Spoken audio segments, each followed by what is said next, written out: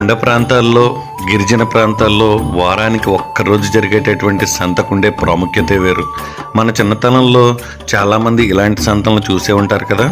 ఇప్పటికీ చాలా కాలాలను బట్టి కొన్ని ఏరియాల్లో సంతలు అయితే నడుస్తున్నాయి. కానీ గిరిజన ప్రాంతాల్లో వారానికి ఒక్కరోజు జరిగే సంతకుండే ప్రత్యేకత చాలా బాగుంటుందండి.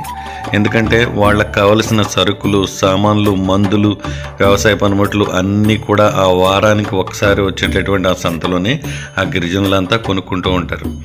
దానికోసం వాళ్ళ ఇంట్లో ఉన్న కోళ్లను, మేకలను కూడా అమ్మేసుకుంటూ కూడా ఉంటారు. ఎన్ని కేజీలు ఉంటుంది బాబాయ్ ఒక్కొక్కటిని? ఒక్కొక్క సంచి